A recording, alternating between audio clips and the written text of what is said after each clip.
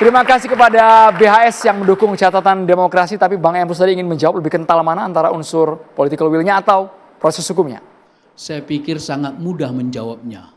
Politiknya. Karena Jokowi mengatakan, atau katakanlah dinarasikan, bahwa ada orang besar. Dari segi hukum tidak ada orang besar, tidak ada orang kecil kan? Sama kedudukan di bidang hukum.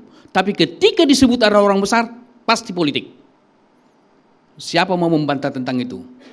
Saya bisa pertahankan argumentasi itu. Bung Andi Azwan, ingin bantah soal itu? Sebentar, Pasti sebelum dibantah. Karena disebut adalah orang besar. Kan begitu? Di dalam hukum ada enggak? Orang besar, orang kecil, orang menengah, enggak ada itu. Satu. Yang kedua, kita lihat dalam wacana tadi. Saling melapor. Iya kan? Saling melapor antara satu dengan yang lain berarti politik di belakang mereka. Kalau murni hukum, boleh jadi satu yang melapor, yang satu menunggu dulu. Sampai selesai proses baru dilaporkan lagi pencemaran nama baik misalnya. Tetapi satu hal yang menarik bagi saya. Dua orang tokoh hukum di Republik ini. Apakah kita ini mempunyai nama baik? Dua orang mengatakan itu. Beliau satu dan Marwara Siahaan, mantan Hakim Agung. Jadi artinya jangan begitu mudah kita mengatakan bahwa ini persoalan nama baik. Kalau kita mau jujur secara filosofis, tidak ada manusia, saya dan Anda dan siapapun yang murni punya nama baik. Tetapi yang ada adalah pelanggaran hukum dalam konteks tertentu, gitu. Jadi jangan langsung digeneralisasi persoalan nama baik. Yang terakhir saya mau katakan adalah bahwa dikatakan tadi SBY sebagai sudah dianggap ayah, gitu ya.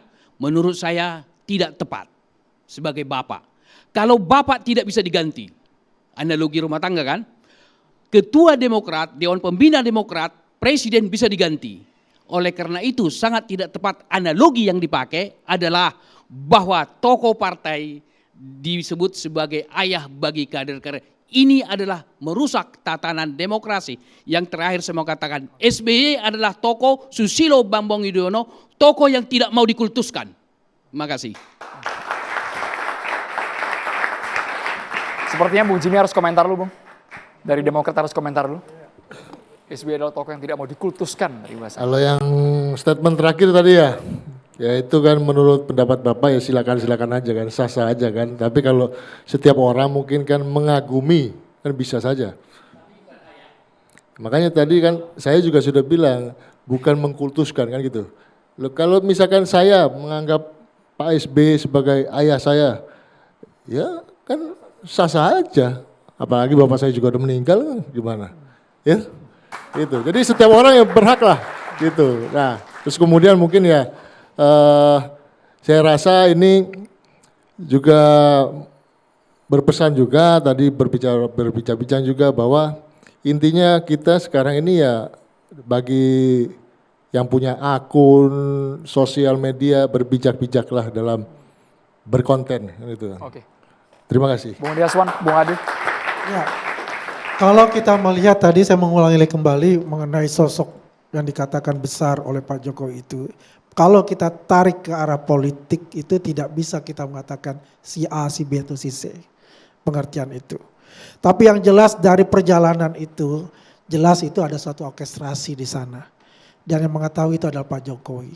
Ya, kami mendukung apa yang dikatakan Pak Jokowi itu. Pasti beliau juga mempunyai data-data yang lengkap untuk masalah itu. Oke. Saya akan menjawab mengenai teman-teman YouTuber, ya YouTuber Nusantara dan juga podcaster itu. Kemarin di stasiun TV yang lain saya mengatakan, bagaimana coba kalau bisa diundang teman-teman YouTuber itu, podcaster itu, bersama-sama berdiskusilah dengan Partai Demokrat misalnya. Tak kenal maka tak sayang. Jadi apa sih permasalahannya? Karena yang saya katakan tadi, kemungkinan ini sumber primernya bukan dari mereka. Sumber primernya ada berita-berita itu yang diambil oleh mereka karena itu viral. Oke, itu saduran. Bung Adi singkat. Saduran, ya. Jadi selesai ini. Jadi intinya adalah coba, ya kami meminta coba untuk dibangun lagi komunikasi politik itu, komunikasi dengan teman-teman, dengan YouTuber semuanya. Karena ini akan presiden buruk nantinya. Netizen bisa-bisa ngamuk juga nih nantinya. Wah kami dibatasi terus. Nah, seperti itu gitu loh Pak. Makasih. Ya, makasih Pak Andro. Jadi saya cuman tetap menyayangkan ya bahwa apa yang diambil langkah hukum oleh Badan Hukum dan Pengamanan Partai Demokrat tentunya tidak melalui proses komunikasi politik yang saya anggap bahwa itu penyelesaiannya harusnya secara politik bukan secara hukum. Itu yang pertama. Bahwa kemudian Partai Demokrat ini adalah, saya juga sangat suka dengan Partai Demokrat ya.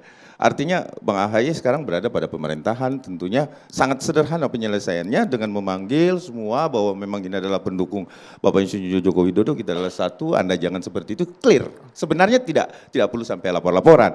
Tetapi kemudian menjadi catatan Bang ya, saya tetap minta kalau ini bisa diselesaikan secara politik. Oke, terima kasih banyak. Kita Gitu. tunggu nanti Terima hari kasih. Kamis ya Bung Sangaji ya. Hari Kamis jam berapa Bang? Bang Andro, Eksklusifnya apa hari Kamis? eksklusif mungkin sekitar jam 12 Oke. di Polda Metro Jaya. Sekaligus tadi saya mengklarifikasi bahwa dalam perkara ini maksudnya adalah ijazah yang diduga palsu adalah ijazah Pak Joko Widodo bukan Pak Prabowo. Jadi tadi ada slip of tongue tadi dari saya. Ijazah Joko Widodo. Kita tunggu kejutannya hari Kamis. Siapa 7 nama yang dilaporkan oleh pihak Roy Suryo CS. Catatan Demokrasi usai malam hari ini. Terima kasih banyak Bapak-Bapak yang sudah membuat suasana sejuk sekali. Gak ada yang sambil berdiri. Hostnya juga jadi tenang kan. Teman-teman mahasiswa boleh tepuk tangannya dari Al-Azhar dan juga UNAS. Bang Aristo, Bang Emrus. Saya Andro Merkuri, sampai jumpa.